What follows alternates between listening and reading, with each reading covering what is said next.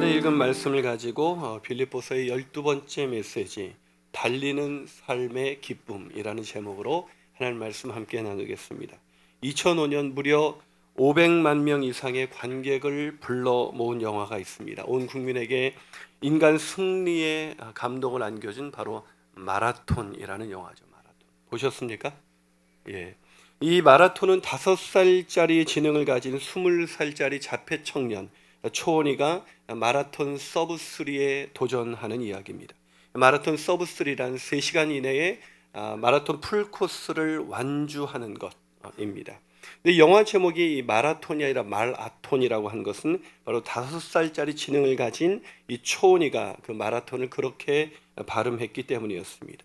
이야기는 이렇습니다. 어느 날 어린 시절 초원이는 얼룩말과 초코파이를 좋아하는 그 또래 아이들과 별반 다르지 않는 그런 성장 시기를 겪습니다. 그런데 어느 날 아이가 자폐증이라는 것을 알게 되죠. 청천벽력과 같은 그 이야기를 듣고 나서 어머니는 깊은 좌절감에 빠집니다. 그런데 가만히 살펴보니까 이 아이가 달리기를 좋아하고 잘하는 거예요. 그래서 이 어머니는 이 아이에게 뭔가 희망을 주고 용기를 주고 자신감을 주기 위해서 이 아이에게 마라톤 서브3를 달성하겠다는 그런 원대한 목표를 갖게 됩니다. 그리고 눈물 나는 그런 훈련이 시작되죠.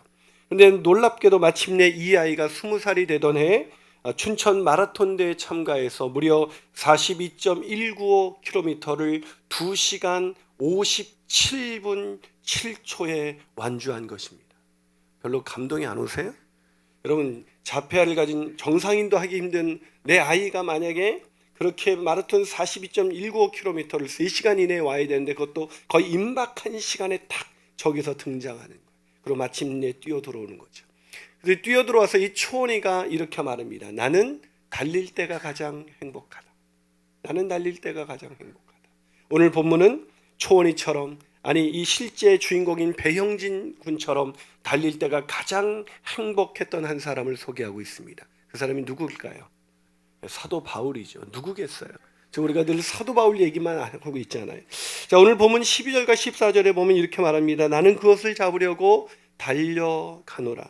또 나는 부르심의 상을 위하여 달려가노라. 여러분, 놀랍지 않아요? 이 짧은 구절에서 사도 바울은 계속해서 나는 달려가고 있다라고 말하고 있습니다. 여러분, 희망찬 내일을 향해서 달려가고 있는 이 사도 바울의 모습, 그 모습이 우리의 모습이었으면 좋겠습니다. 그런데 사실 사도 바울은 그렇게 달릴 만한 상황이 아니었어요. 왜냐하면 인생 다 끝나는 상황이었습니다. 로마 황제에게 언제 죽을지도 모르는 그런 상황에 있었던 사람, 즉 죽을 날짜를 받아본 사람입니다. 이런 사람이 나는 달려가겠다 이렇게 말하면 그것은 말도 안 되는 얘기잖아요. 이제 인생의 끝자락에서 만약에 우리 인생의 시니어 어르신께서 나는 다시 한번 내 인생을 달려가겠다, 그럼 우리는 뭐라고 말하겠어요? 이제 좀 쉬시죠, 이렇게 얘기하지 않겠습니까? 그런데 이 사도 바울이 얼마나 달리고 싶었는지 이 잡으려고 쫓아가노라, 이 잡으려고라는 단어를 연구해 보면 이 육상 단거리 선수가 이 100m 달리기를 할 때 이 앞에 있는 그 목표 결승점에 골이 나기 위해서 어떻게 하죠? 가슴을 내밀고 손을 쫙 펴서 하는 것, 잡으려고 달려가노라. 여러분, 열정이 느껴지지 않습니까? 여러분, 한 해를 시작하는 이 시점에서 이런 삶을 향해서 앞으로 달려가는 기쁨이 저와 여러분 가운데 있게 되시기를 주님의 이름으로 축원합니다. 자, 그렇다면 우리가 어떻게 달리는 삶, 전진하는 삶의 기쁨을 올 한 해에도 우리가 경험할 수가 있을까요? 이 달리는 삶의 기쁨을 경험하기 위해서 첫 번째로 필요한 것은 거룩한 불만족을 가져야 한다는 것입니다. 뭐라고요? 거룩한 불만족. 저희 집에도 거룩한 불만족을 가진 두 청소년이 있습니다. 거룩한 불만족을 가진 아이들 때문에 제가 점점 성장하게 되죠. 유명한 강의 설교가인 워렌 위얼스비는 이런 유명한 말을 남겼습니다. 거룩한 불만족은 영적 성숙을 위한 필수 요소이다. 무슨 말입니까? 우리가 현실에 안주하지 않고 거룩한 불만족을 가질 때에 우리는 점점 앞을 향해서 진보할 수 있다는 것입니다. 현실에 안주하는 사람이 성장하는 것을 보신 적이 있습니까? 현실에 안주하고 이만하면 됐다라고 생각하는 사람이 앞을 향해서 달리는 것을 보신 적이 있습니까? 그런데 안타깝게도 많은 사람들이 어느 정도 일을 이루고 나면 이제 이만하면 됐어 라는 그런 자기 만족에 빠져버리게 된다는 것입니다. 하지만 사도 바울은 그렇지 않았습니다. 자, 오늘 보면 12절을 한번 같이 읽어보시겠습니다. 자, 12절입니다. 시작. 내가 이미 얻었다 함도 아니요 온전히 이루었다 함도 아니라. 뭐라고요? 내가 이미 얻었다 함도 아니고 온전히 이루었다 함도 아니라. 여러분, 이 말을 누가 하고 있어요? 사도 바울입니다. 완전히 기죽이는 말이죠. 여러분, 사도 바울이 얻은 게 없다면 우리는 뭘 얻었다고 말할 수가 있겠습니까?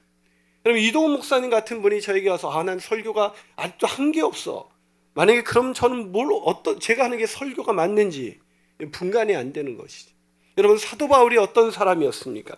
그는 다메섹 도상에서 주님을 만난 후 자신의 전 인생을 주님을 위해서 드렸던 사람입니다. 그런 수많은 고난과 역경 속에서도 고난이 아니 죽음조차도 자기에게 유익이 된다고 고백했던 사람이었습니다. 아니 주님으로부터 엄청난 계시와 환상을 받았고 3층천에 다녀온 사람이 3층천에 갔다 오신 적이 있으십니까? 이분이 얼마나 대단한 사람이냐면 이분을 통해서 신약 성경 27권 중에 무려 13권이 쓰여졌습니다. 무슨 말입니까? 수많은 영적인 체험과 삶의 변화 속에서 누구에게나 나를 본받으라고 말할 수 있었던 사람, 우리 보기에 이미 모든 것을 다 이룬 사람이 바로 사도 바울이에요. 그런데 그런 사람이 나는 이미 얻었다 함도 아니요 온전히 이루었다 함도 아니다 라고 말하고 있어요. 그는 13절에서 또 이렇게 고백합니다. 형제들아, 나는 아직 내가 잡은 줄로 여기지 아니한다. 여러분, 사도 바울이 계속해서 반복해서 말하고 있는 것은 무엇입니까? 나는 아직 이루지 못했다. 즉 거룩한 불만족을 갖고 있는 것이죠. 한 해를 시작하는 이 시점에서 한 해를 열심히 살아가는 사람이 누굽니까? 작년 한 해 이룬 것에 만족하지 않고 올 한 해를 열어가면서 거룩한 불만족 가운데 있는 사람, 그런 사람이야말로 계속해서 달리는 인생이 될 수가 있는 것이죠. 그런데 안타깝게도 오늘 빌립보 교인들은 너무나 쉽게 만족하고 있었습니다. 자, 오늘 본문 15절을 한번 같이 읽어보겠습니다. 자, 15절 있습니다. 시작. 그러므로 누구든지 우리 온전히 이룬 자들은 이렇게 생각할지니 만일 어떤 일에 너희가 달리 생각하면 하나님이 이것도 너희에게 나타내시리라. 참 어렵죠? 이 빌립보서가 점점 어려워지고 있는데 이것을 현대인의 성경으로 읽어봅니다. 시작. 그러므로 믿음이 성숙한 사람들은 모두 이와 같은 생각으로 살아야 합니다. 만일 여러분이 나와 다른 생각을 가지고 있다면 하나님은 그것도 분명하게 바로 가르쳐 주실 것입니다. 하나님이 빌립보 교인들에게 뭘 가르쳐 준다고요? 나와 다르게 생각하고 있는 것, 사도 바울과 다르게 생각하고 있는 것, 그것이 무엇이었을까요? 빌립보 교인들은 이만하면 됐어 라는 생각에 빠져 있는 것입니다. 이제 좀 다른 사람이어야지, 나는 할 만큼 했어 라고 생각한 것입니다. 그런 사람들에게 하나님이 너희가 나와 같이 거룩한 불만족을 가지고 다시 한번 달려가는 인생이 되기를 원한다라고 사도 바울은 말하고 있는 것입니다. 사랑 여러분, 2017년 신년에 작년에 이룬 모든 것을 잃어버리고 거룩한 불만족 속에 다시 한번 달려가는 2017년이 되시기를 주님의 이름으로 축원합니다. 한 발 더 나가서 우리가 어떻게 달리는 삶, 전진하는 삶의 기쁨을 누릴 수가 있을까요? 그 두 번째 비결은 차원 높은 목표를 가져야 한다는 것입니다. 어떤 목표요? 차원 높은 목표. 여러분, 이 차원 높은 목표가 얼마나 중요한지 아십니까? 일본의 한 대학생이 공부를 잘해서 수석으로 학교를 입학했어요. 근데 대학을 다니다가 어느 날 자신의 목숨을 스스로 끊어버리고 말았습니다. 장례식을 마치고 아버지가 그 아이의 그 일기장을 보게 되었어요. 근데 그 일기장을 보니까 이렇게 글이 쓰여져 있었습니다. 나는 대학을 가는 것이 내 삶의 목표였다. 그러나 대학에 들어온 나는 지금 너무나 삶이 재미가 없다. 사는 것이 이런 거라면 더 이상 살고 싶지 않다. 여러분, 인생을 살아갈 때 인생이 끝까지 재미있으려면, 끝까지 인생이 활력 넘치는 인생을 살기 위해서 우리에게 가장 필요한 것이 무엇인지 아십니까? 그것은 세상 사람들이 추구하는 그런 목표가 아니라 우리의 삶의 인생을 관통하는, 우리가 평생 붙잡아도 이룰 수 없는 그런 원대한 목표, 그런 차원 높은 목표를 가지고 살아가는 사람, 그 사람이야말로 인생의 후반전 속에서도 자신의 인생을 달려가는 그런 기쁨을 누릴 수가 있는 것입니다. 사랑하는 여러분, 그런 기쁨이, 그런 차원 높은 목표가 있으십니까? 여러분, 오늘 본문에 보면 사도 바울은 도대체 뭘 이루기 위해서 그렇게 열심히 달려가고 있는 것일까요? 사도 바울의 목표가 도대체 무엇이었을까요? 사도 바울의 목표, 그것은 바로 주님을 닮아가는 것이었습니다. 주님을 알아가는 것이었습니다. 주님을 온전히 닮아서 내가 주님처럼 온전히 성화되어서 내가 죽은 자 가운데서 부활에 이를 수 있다면 나는 얼마나 좋을 수 있을까? 그가 여러 가지 우리가 생각하기에 엄청난 일을 이루었지만 그는 여전히 거기에 도달하지 못한 것입니다. 그래서 달리고 있는 거예요. 그런데 오늘날 많은 사람들이 열심히 달리지 않죠. 왜 열심히 달리지 않습니까? 열심히 달리지 않는 이유는 뭐냐면 자기가 인생을 살 만큼 살아본 거예요. 살 만큼 살아보니까 어떻게 보면 직장이 목표이고 대학이 목표이고 승진이 목표이고 세상에서 다른 사람들이 추구하는 것이 인생의 목표인 사람들은 어느 날 그 일에서 퇴직하는 순간 더 이상 무엇을 해야 될지, 어디로 가야 될지, 이제 무엇을 위해서 뛰어야 할지 알지 못한 채 그저 어제가 오늘 같고 오늘이 내일 같은 그런 하루를 소일하면서 살아가고 있는 것이죠. 여러분, 저희 교회도 마찬가지지만 대부분의 사람들이 이렇게 일찍 퇴직을 하게 되면 빠져버리는 것이 있습니다. 그것은 뭐냐면 생각이 늙어가는 거예요. 생각이 늙어가는 거예요. 여러분, 우리나라의 가장 심각한 문제가 뭔지 아십니까? 우리나라의 가장 심각한 문제는 그것은 우리나라가 인구 절벽에 이르러서 우리 사회가 이미 초고령화 사회에 진입했다는 것입니다. 이 사회가 초고령화에 진입해 있기 때문에 제가 이렇게 교회를 다니다 보면 이렇게 교회마다 우리 교회 같이 젊은 교회가 없어요. 우리 교회 강사들이 오면 제일 놀라는 게 교인들이 너무 젊다는 거예요. 다른 교회 가면 60 정도 돼도 막내예요. 보통. 제가 한번 그 청소년 헌신 예배를 갔는데 제가 좀 일찍 앉아 있었어요. 근데 청소년들 헌신 예배, 그러니까 중고등부 헌신 예배죠. 근데 중고등부 애들이 찬양을 부르는데 어떤 찬양을 불렀냐면 이런 찬양을 부르는 거예요. 중고등부 헌신 예배에서 지금까지 이런 노래를 부르는 거예요. 쟤네들이 왜 그러지? 그러지. 그 다음에 부르는 노래는 주 안에 있는 나에게 딴 근심 미쓰랴 이런 노래를 부르고 있는 거예요. 쟤네들이 왜 저러지? 그리고 올라서 강대상에 서는 순간 알게 되었습니다. 대부분 어르신들이었어요. 교인들의 90%가 어르신들이었어요. 이 고령화가 여러분 우리 한국 사회에 얼마나 심각한 문제인지 해외 유수의 기관들이 한국이 극복해야 될 가장 심각한 문제는 이 인구 절벽의 문제, 다음 세대 아이들이 더 많아지지 않고 점점 고령화되는 것, 이것이 가장 한국 사회의 가장 큰 위험 요소다라고 말하고 있어요. 그런데 저는 이 고령화보다 더 심각한 문제는 심리적 고령화라고 생각합니다. 심리적 고령화. 이걸 누가 말했을까요? 이걸 처음으로 말한 사람은 김인환 목사입니다. 마음이 늙어가는 거죠. 마음이 늙어가는 거예요. 마음이 늙는다는 것은 무슨 말입니까? 어느 날 마음이 늙어서 내 마음속에 이런 말을 자꾸 내뱉는 사람이 있어요. 무슨 일을 맡기면 그것은 이제 좀 젊은 사람이 해야지. 내가 누군가를 향해서 젊은 사람이라는 표현을 쓰기 시작했다면 그 사람은 나이에 상관없이 이미 늙어가고 있다는 하나의 증거가 되는 것입니다. 심지어 30대 아이들도 20대 초반 애들한테 젊은 애들이 해야지 이런 얘기를 하더라고요. 여러분, 언제까지가 젊다고 생각하십니까?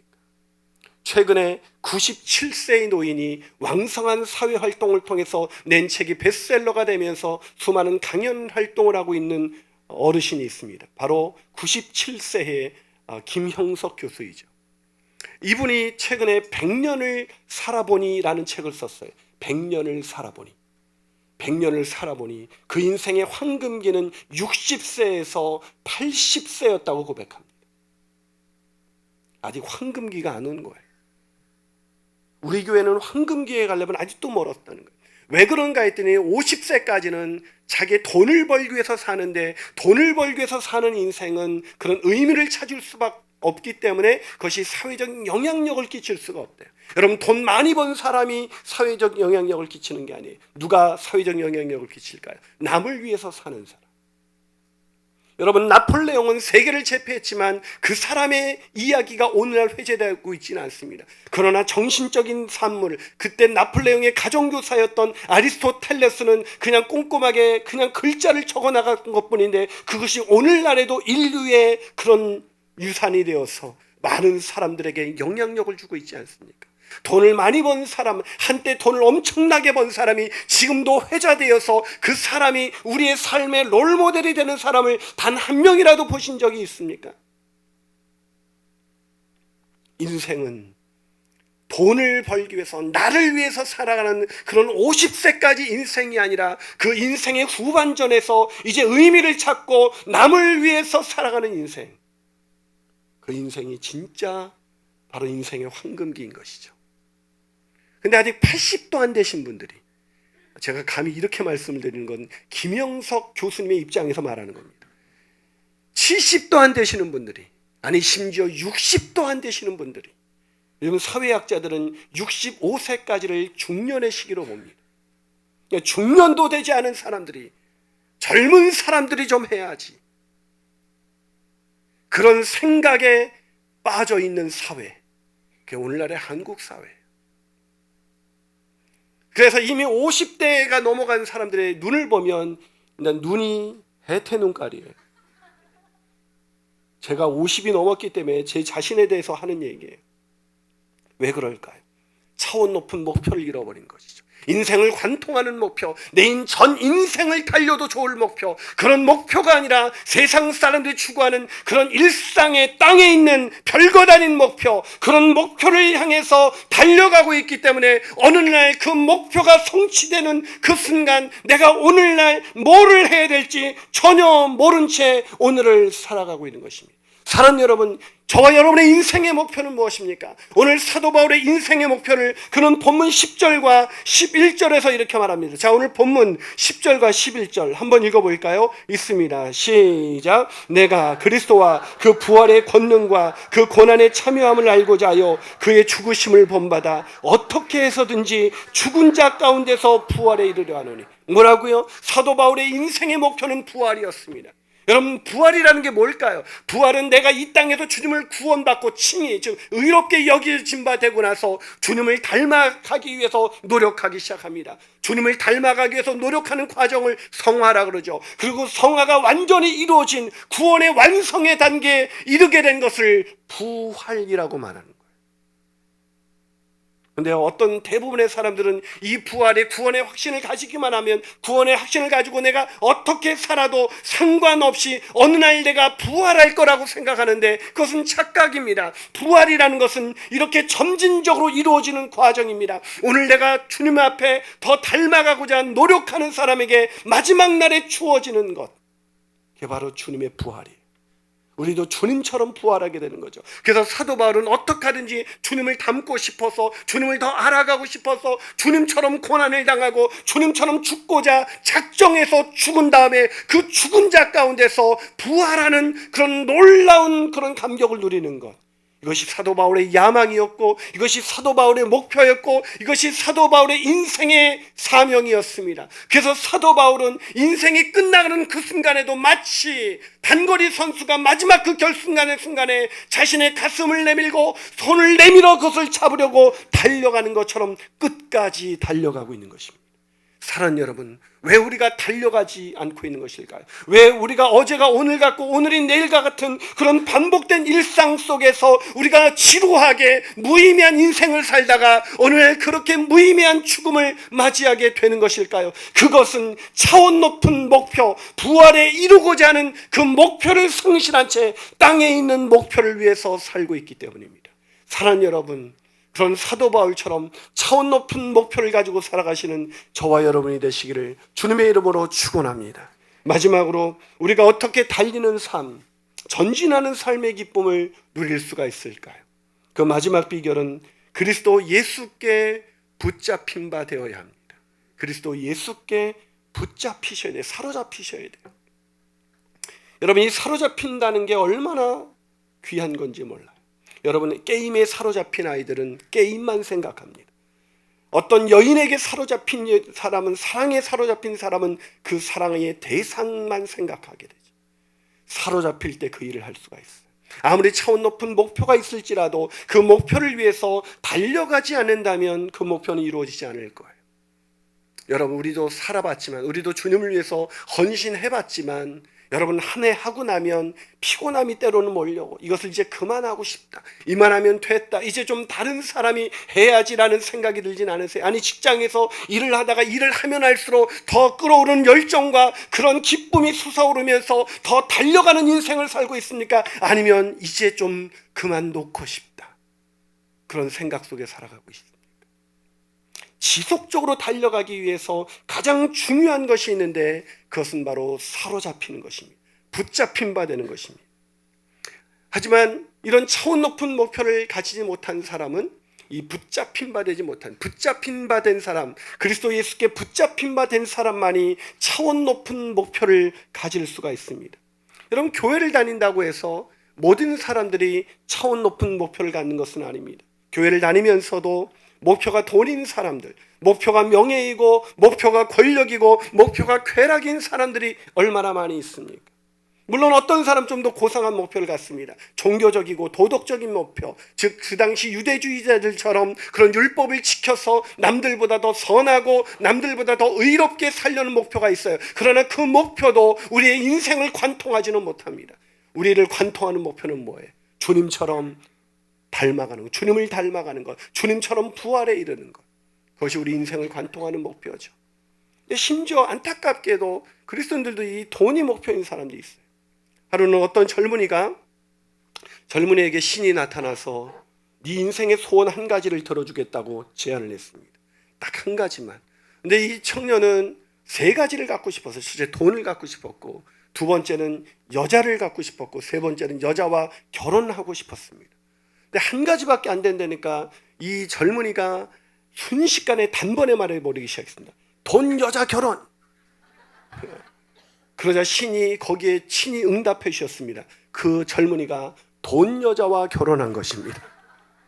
뭔 얘기인지를 모르시는 것 같아요. 인생의 목적이 무엇이에요? 인생의 목적이 무엇입니까? 2017년 한 해가 열릴 때 저와 여러분 가운데 심장을 뛰게 만들고 그 목표를 향해서 달려가게 하는 그 목표가 뭐예요? 그 목표가 이 땅에 있는 것이라면 그 사람은 이미 달리기를 중단하셨거나 아니면 중단하고 싶을 것입니다. 이 땅에 있는 그 어떤 목표도, 이 땅에 있는 그 어떤 고상한 목표도 우리의 평생을 달리게 하는 인생의 목적이 될 수는 없으니까. 정말로 달리고 싶습니다. 인생이 70이 아니라 80이 아니라 90이 아니라 100세가 되어서도 97세의 김영석 교수처럼 자신의 인생을 향해서 달리는 그 인생의 목표를 갖고 싶습니까? 그렇다면 예수 그리스도를 닮아가는 그 목표, 어떻게 하든지 부활에 이루고자 하는 그 목표를 가지고 사셔야 합니다. 그런데 왜 우리는 그 목표가 없는 것일까요? 예수 그리스도께 붙잡히지 않았기 때문입니다. 오늘 사도 바울은 이렇게 말합니다. 오늘 본문 12절에서 오직 내가 그리스도 예수께 잡힌 바 된 그것을 잡으려고 달려가노라. 왜 달려간다고요? 예수 그리스도께 잡힌 바 된 그것. 이게 뭘까요? 그것. 여러분, 빌립보서가 굉장히 어려워요. 잡힌 바 된 그것. 이게 제가 해석할 땐 마치 전라도 분들이 거시기 알잖아, 그런 뜻인 거예요. 사도 바울이 너 그거 알잖아. 이 그게 뭘까요? 잡힌 바 된 그것. 이 잡힌 바 된 그것이라는 것은 바로 다메섹 도상에서 사도 바울이 예수님을 인격적으로 만나서 구원받은 사건을 말하는 것입니다. 다메섹 도상에서 가기 전에 사도 바울의 인생의 목표는 주님이 아니었습니다. 사도 바울의 인생의 목표는 율법의 완성이었습니다. 율법에 흠이 없는 자가 되자, 내가 도덕적으로 종교적으로 흠이 없는 사람이 되자, 이것이 사도 바울의 인생의 목적이었습니다. 그것을 위해서 달려가다가 어느 날 주님을 만나는 순간, 다메섹 도상에서 주님을 만나고 구원을 받는 순간 자신이 잡았던 그 모든 목표가 해로 아무것도 아니었습니다. 그것을 해로 여깁니다. 그걸 배설물로 여깁니다. 그것을 위해서 내 인생을 허비할 수는 없어. 그리고 가장 고상한 목표인 바로 예수 그리스도를 닮아가는 것, 어찌가든지 죽은 자 가운데서 부활에 이르는 그 원대한 목표를 향해서 그는 달리기 시작했습니다. 왜요? 예수 그리스도께 잡힌바된 그것, 그 구원에 이르는, 구원을 경험한 순간 그 구원에 이른다면, 내가 구원을 받아도 이렇게 좋은데 내가 주님을 더 닮아가서 성화되어서 내가 나중에 영화롭게 된다면, 부활에 이르게 된다면 나는 얼마나 기쁜 인생을 살아갈 수가 있을까? 구원받은 순간 바울의 인생의 목표는 오직 나를 구원하신 주님을 닮아가는 것, 그것 하나였습니다. 사랑하는 여러분, 그 잡힌 바 된 그것이 저와 여러분 가운데 있습니까? 어떤 사람은 착각합니다. 구원의 확신만 있으면 내 마음대로 살다가 어느 날 천국 가면 부활에 이르는 것이라고. 아니에요. 그래도 오늘 구절은 없어져야 합니다. 부활에 이르기 위해서는 저절로 주어지는 것이 아니라, 어느 날 그냥 마음대로 사는 사람에게 주어진 것이 아니라 주님을 닮아가기 위해서 이 땅에서 경주하는 사람, 그 사람만이 부르심의 상을 얻을 수 있다고 오늘 성경이 분명하게 말하고 있지 않습니까? 모두가 마지막 날에 부활에 이르는 것이 아니라 구원받은 사람이 그 구원의 경주를 향해서 달려가는 사람, 그 사람만이 상을 얻을 것이라고 오늘 성경은 우리에게 말해주고 있는 것입니다. 근데 어떤 사람은 말합니다. 난 구원받았어요. 그러면서도 목표는 돈이고, 목표는 권력이고, 목표는 세상입니다. 정말 구원받았을까요? 아마 사도 바울은 구원의 확신을 가졌으면서도 오늘도 주님을 닮아가고자 하는 그 열정을 잃어버린 사람들에게 이렇게 되물을 것입니다. 정말 구원받으셨습니까? 정말 구원받으셨습니까? 그런데 어떻게 구원받은 그 순간에 구원의 완성을 향하여 달려나가지 않을 수가 있습니까? 나는 구원받은 그 순간 다른 것은 다 하찮아 보이고 오직 예수 그리스도를 아는 지식, 이것을 위하여 달려가는 것이 내 인생의 목적이 되었는데, 어떻게 그 놀라운 구원을 얻고도 그것을 위해 달려가지 않은 인생을 살아갈 수가 있는지 나는 도무지 이해할 수가 없습니다. 사랑하는 여러분, 정말 예수 그리스도께 잡히셨습니까? 오늘 나를 온통 한 해가 열렸을 때 나의 마음 가운데 온통 나를 사로잡는 것이 오직 주님이십니까?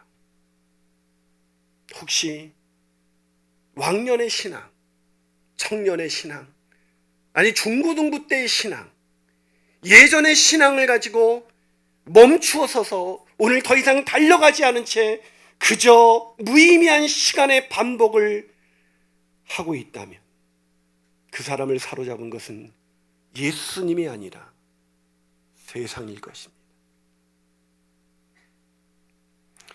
엘리코 카루소라는 세계적인 테너 가수가 있습니다. 그가 세계적인 명성을 날리고 있을 때였습니다. 한 번은 자선음악회에 출연을 하게 되었습니다. 근데 자선음악회 임을 감안해서 주최 측은 카루소가 괜히 힘들 필요가 없다고 생각해서 그냥 편안하게 그냥 그렇게 자선음악회를 하시면 되겠다고 말했습니다. 선생님, 이것은 자선음악회입니다. 선생님의 명성 때문에 많은 군중이 모일 것입니다. 그러니 선생님께서는 부담 없이 편하게 노래하십시오. 특별한 기법도 필요하지가 않습니다. 이것은 자선음악회입니다. 그러자 카루소는 몸을 벌떡 일으키면서 그에게 진지하게 이렇게 말했다고 합니다. 저는 최선 이하로 노래한 적이 없습니다. 저는 최선 이하로 노래한 적이 없습니다. 세상의 음악에 사로잡힌 가수도 어디에 서든지 최선 이하로 노래한 적이 없답니다.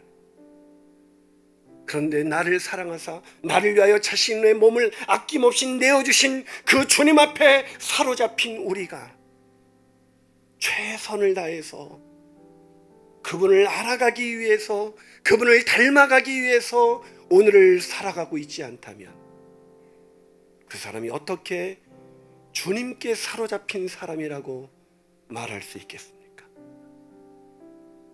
주님께 사로잡히십시오. 그리고 오늘 그분을 향해서 차원 높은 목표, 부활에 이르기 위해서 달려가십시오. 거기에 세상이 알 수 없는 기쁨이 존재하는 것입니다. 기도하시겠습니다.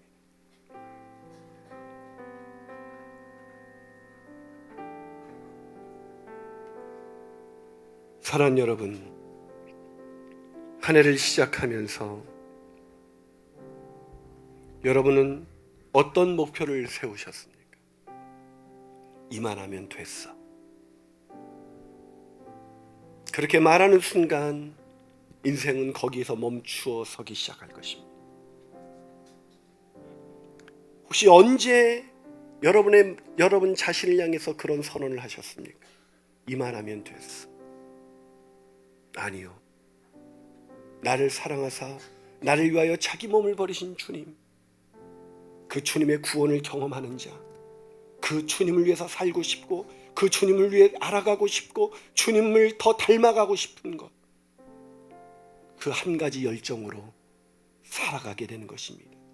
인생 전체를 관통하는 그 원대한 목표를 가지고 살아간다면 우리 인생의 90살이 되어서, 아니 100세가 되어서도 빛나는 열정을 가지고 달려가는 인생이 될 것입니다. 저는 어느 90세의 장로님께서 새벽에 일찍 일어나 아침 큐티를 하면서 주님을 알아가기 위해서 시간이 많아서 더 주님을 알기 위해서 말씀을 읽고 또 읽고 그것을 묵상하고 그 성경을 필사하고 필사한 성경을 다시 읽고 그 읽은 말씀을 가지고 살아내려는 그런 몸부림을 치었던 광경을 본 적이 있습니다. 그렇게 달려가는 자에게 주어지는 것이 바로 부활입니다. 그 부활에 이르는 저와 여러분이 되셨으면 좋겠습니다. 그 마음을 가지고 우리 주님 다시 오실 때까지 이 찬양을 부르면서 나가시겠습니다. 주님 다시 오실 때까지 나는 이 길을 가리라. 나는 이 길을 가리라. 좁은 길 나의 십자가 지고 나의 십자가 지고 나의 가는 이 길 끝에서 나는 주님을 보리라. 나의 가는 이 길 끝에서 나는 주님을 보리라. 영광의 내 주님, 영광의 내 주님, 내 주님 나를 맞아주십니다. 나를 맞아주시니 주님 다시 오실 때까지, 주님 다시 오실 때까지 나는 일어나 달려갈 것입니다. 나는 일어나 달려가리라. 주의 영광 온 땅 덮을 때 나는 일어나 노래하리. 나는 일어나 노래하리. 내 사모하는 주님, 온 세상 구주시라. 내 사모하는 주님, 영광의 왕이시라. 주님 다시 오실 때까지, 주님 다시 오실 때까지 일어나 달려갈 것입니다. 나는 일어나 달려가리라. 주의 영광 온 땅 덮을 때 나는 일어나 노래하리. 내 사모하는 주님, 온 세상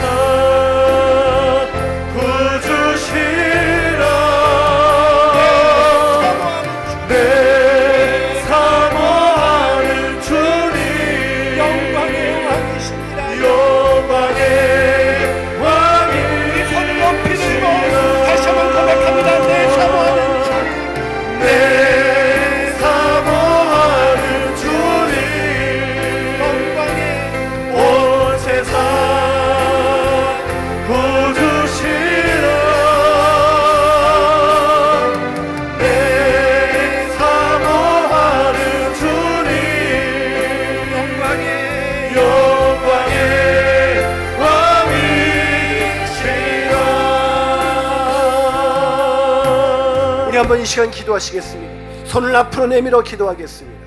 사는 여러분, 우리 손을 내밀어 내가 붙잡고자 하는 것이 무엇입니까? 그것이 세상에 있는 것이라면 이미 지쳤을 것입니다. 이미 멈추어 섰을 것입니다. 그만두고 싶었을 것입니다. 그러나 사랑하는 여러분, 내가 잡고자 하는 것, 그것이 바로 내 사모하는 주님, 나를 사랑하사 나를 위하여 자기 몸을 버리신 주님이라면, 우리가 그분께 잡힌 바 된 그것, 그 주님을 다시 잡기 위해서, 그 주님을 온전히 잡기 위해서 달려가는 것이라면 우리 인생에 활력이 넘칠 것입니다. 우리 인생에 꺼지지 않는 열정과 그 충성이 우리 가운데 있게 될 것입니다. 사랑하는 여러분, 50은커녕 40도 안 돼서 30도 안 돼서 인생의 피곤함을 느끼며 어제가 오늘 같고 오늘이 내일 같은 다람쥐 쳇바퀴 돌듯이 돌아가면서 오늘을 한탄하고 주저앉아 있는 현실에 안주하고 있는 우리 자신이 보이지 않습니까? 일어나 달려가십시오. 이제 주님이 나를 기다리시는 그 부활에 이르기 위해서 달려가십시오. 아버지 하나님, 2017년 내가 달려가는 인생이 될 수 있도록 나와 함께하여 주시옵소서. 아멘. 내가 그 사모하는 주님을 만나기 위해서 달려갑니다. 내 평생이 주님을 향해서 달려가는 인생의 걸음이 될 수 있도록, 뜀박질이 될 수 있도록 인도하여 주시옵소서. 아멘. 우리 함께 주님 한번 부르고 함께 동성으로 기도합니다. 주여, 참으로 주신 아버지 하나님 감사합니다. 이 시간 우리가 달려가기 원하는 아버지, 내가 이만하면 된다라는 현실을 안주의식에 빠지지 않게 해주셨습니다. 계속해서 달려가게 해주셨습니다. 더 달려가게 해주셨습니다. 우리가 나를 사랑하사 나를 위하여 거리 자기 몸을 버리신 그 주님을 위하여 온전함으로 달려갈 수 있도록 인도하시는 아버지, 주님 오직 한 번만 바라며 하나님의 놀라우신 은혜를 가운데 나갈 수 있도록 주님 주님의 은혜와 하나님께서 바라시는 하나님의 놀라우신 은혜와 우리가 넘칠 수 있도록 인도하여 주시옵소서. 하나님 주님의 말씀으시는 인도하여 주시옵소서. 은혜 가운데 살아주시고 하나님 멈춰서지 않도록 인도하시옵소서. 중단하지 않고 우리가 예수 그리스도께 사로잡히지 않으시옵소서. 내 인생 오직 주님을 위하여 달려가는 인생 되게 하여 주시옵소서. 세상의 헛된 것 잡으려고 달려가는 인생이 아니라 오직 주님을 위해서, 사랑하는 주님을 위해서 내 인생을 달려가는 그런 인생이 되게 주님 도와주시옵소서. 주님이 더 알아가기를 원하고 주님이 더 닮아가기를 원합니다. 주님처럼 죽고 주님처럼 고난받고 주님처럼 살기를 원합니다. 그렇게 주님처럼 살아가는